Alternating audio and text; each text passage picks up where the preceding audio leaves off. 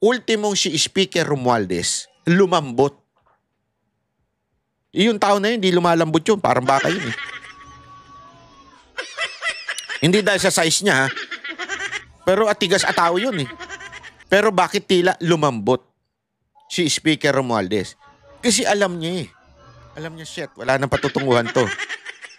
Kailangan ko ng medyo, hindi naman niya binawi, pero medyo relax mode na ako in terms of public perception. Kailangan. Tingnan niyo ito. Ay, sorry. Hindi. Ito.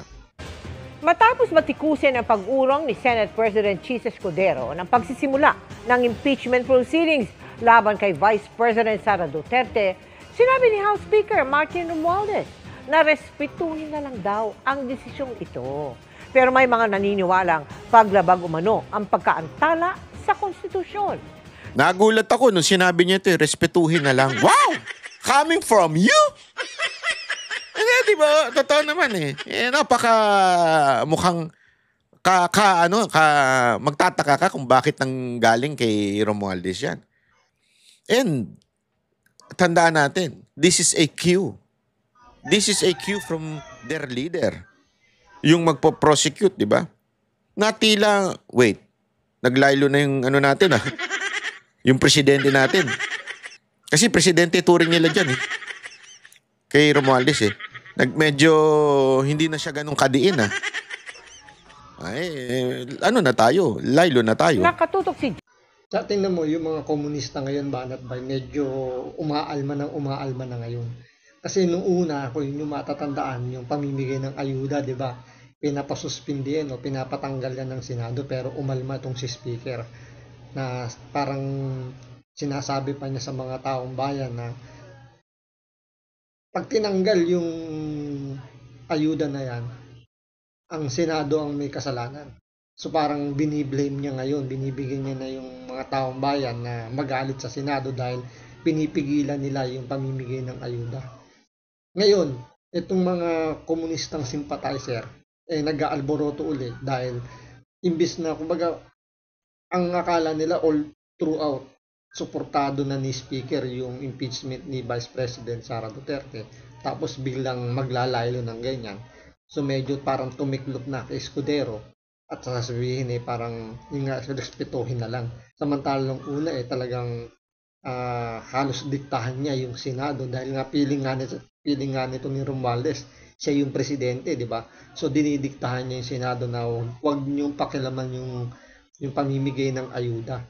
So ganyan yung nangyari ngayon na Trump kaya magdikta ng Senate President. Ngayon humihingi na ng respeto dun sa desisyon ng Senado. Si Jonathan Anda. Para kay House Speaker Martin Romualdez, dapat respetuhin ang desisyon ni Senate President Chis Escudero at ng Senado patungkol sa impeachment proceedings laban kay Vice President Sara Duterte. We have to respect the decision of the Senate President and the Senate. Yung sulat sa akin ni Senate President Chis Escudero is pretty straightforward. Kaya yung impeachment complaint ay nasa Senado na. So we leave it to their sound discretion as to how they want to proceed and conduct, no? Pero dito medyo yung tono nito ni Speaker Romualdez medyo wag masyado nating paniwalaan Kasi tandaan po ninyo, ang administrasyong ito, ang estilo nito iba yung sinasabi sa kanilang ginagawa. So wag tayong masyadong pakampante dito sa sinasabi ni Romualdez. Baka merong ibang agenda itong si Escudero at itong si Bongbong Marcos, itong si Romualdez. So wag tayong pakampante. Tandaan po natin lagi yung sinasabi ni Banat pa na may dalawang Marcos sa gobyerno natin. Yung isang talker at isang the doer. Iba yung sinasabi, iba yung ginagawa. No? Ipinagpaliban ni Escudero ang pagsisimula ng impeachment proceedings ng ilang araw para daw unahin ang pagpapasa ng mga hakbang at panukala na nakapaloob sa legislative agenda ng administrasyon. Si Representative-elect Leila de Lima na inaasahang magiging miyembro ng House Prosecution Panel, dismayado sa press conference kanina ni Senate President Chis Escudero. Feel na feel pa naman ito? Hindi, feel na feel niya Hindi pa nga siya nananalo, feel na niya eh. Na siya ay magiging parte ng prosekusyon. Yeah? Feel na feel. Sabi niya, pagkakataon ko na ito para mag-convict at yung mga Duterte. Pero Akala ko yung Akala ko? Para bang, anuhin na niya, alisin na niya yun na niya, yung mga agam-agam. Tungkol agam-agam. dyan na magkakaroon pa ba ng trial o hindi. Trial? He could have been more categorical. Categorical? So far as the Senate is concerned, tuloy-tuloy kami. I was expecting that kind of a stance sa kanya earlier, but it was not. But it Ano was pa rin, not. Medyo iffy pa rin. Right? Kasi pa rin nakakasiguro. Everything is speculative at this point, but we hope things resolve itself positively for all. tingin ni De Lima, nilalabag ni Escudero ang konstitusyon sa pag-antala ng impeachment proceedings. There's always been my position that is clearly violative of what the Constitution Constitution. Sabi ko sa inyo, hindi lahat na nag-i-English matalino. Kasi kayo, bilib na bilib kayo pag nag-i-English eh. Oh. Alam mo, punta ka ng Japan. Doon mo marirealize. Hindi, walang biro. Sorry pero tayo mga Pilipino, bilib na bilib talaga tayo sa mga nag-i-English. Kahit yung mga vlogger, tuwan-tuwa kayo. Putang ina, magaling yan. Shit! English spokening yan pag nag-caption. Bilib na bilib tayo. Pero ang daming bobo dyan. Actually, dinadaan lang nila sa English para mukhang matalino eh. Ito si Laya de Lima, sabaw din to Kaya nga to nasabihan nga to ni Jingo Estrada na incompetent. Bakit incompetent? Naging chairman ng CHA, Commission on Human Rights. Naging DOJ Secretary. Naging senador. Napatunayan ba niya yung mga sinasabi niyang yung mga bintang niya sa mga Duterte despite sa kanyang mga posisyon na hinawakan? Di ba wala? Naging hawak niya nung siya DOJ Secretary, hawak niya yung NBI na mas may power siya, sabi nga ni Jingo Estrada. Isa siya sa may makapangyarihang posisyon dahil hawak niya yung kumbaga may hawak siyang intelligence para maidiin ang mga Duterte, particular si Pangulong Duterte. Pero walang nangyari. Nung tinanong nga, di ba, bakit hindi siya nakapagsampa ng kaso kay Pangulong Duterte during the time na siya yung DOJ Secretary.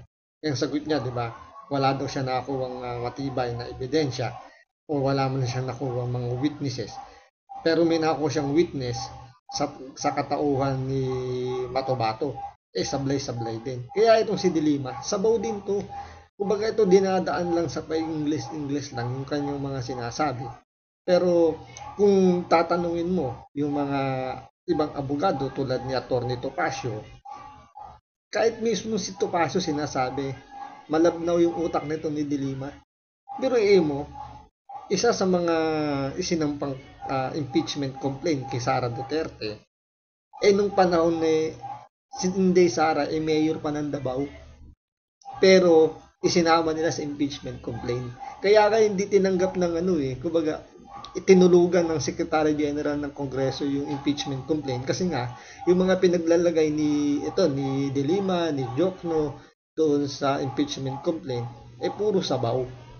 Kaya nakita na lang nilang para hindi mapahiya yung mga congressman dahil nga gusto rin naman nilang suportahan yung impeachment ni Sara Duterte, yung ginawang botohan, kasi doon hindi na kailangan magpaliwanag, walang kailangan ipipresentang mga ebidensya, hindi na kailangan pagdebatihan.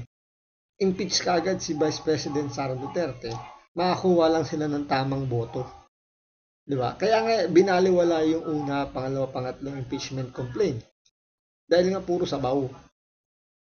Ang ginamit nila yung walang kalatoy-latoy na pang-apat. Kaya ngayon yung kini-question ngayon ni Vice President Sara Duterte sa Supreme Court. Kasi, kumbaga, bago man niya harapin yung impeachment complaint sa Senado, kailangan linawin muna ng Supreme Court kung tama ba yung naging proseso. Kasi sa pagkakaalam ng mga political analyst, mga constitutional lawyer, mali yung ginawa ng Kongreso dahil kailangan aksyonan muna yung unang impeachment complaint. At pag yun na-file na, dapat wala na munang ipapile. Kumbaga meron ng 1 year bond na kumbaga hindi ka na pwedeng magsampa ng ibang impeachment complaint. Kailangan mo na matapos 1 taon bago uli mag-file ng impeachment complaint. Nangyari, pagka-file ng isang impeachment, sinundan uli na following week yata yun. Diba? Sinundan ng isang panibagong impeachment, tinanggap naman ng Kongreso. Tapos bago matapos yung year ng 2024, biglang may pinali na naman panibagong impeachment complaint. So talagang kumbaga hindi nasunod yung proseso. Kaya malabong-malabo. Parang sinasabi nga rito ni Topacio, yung katangahan nitong mga abogado nito, wala na sa hulog. Kumbaga, dinagamit na lang nila yung estilo ng mga sympathizer ng komunista na hindi na importante kung manalo sa kaso or kumbaga kung ano man yung kahihinat ng kanilang sinasabi. Ang importante lang, may labas nila yung mga paninira. Kasi yun yung mga tumatatak sa mga kababayan natin na hindi na masyadong nag-iisip dun sa kung ano yung naririnig nila. Basta sa kanila, kung ano yung unang pumasok, yun na kagad yung ina-absorb ng utak. Pero kung titingnan mo, kung ang kakausapin mo, tatanungin mo yung medyo nakakaintindi ng politika sa Pilipinas, doon malalaman mo na yung mga pinagagawa nitong mga komunistan to, puro kasabawan lang. Pero tayo bilib na bilib. Oh. O, di ba?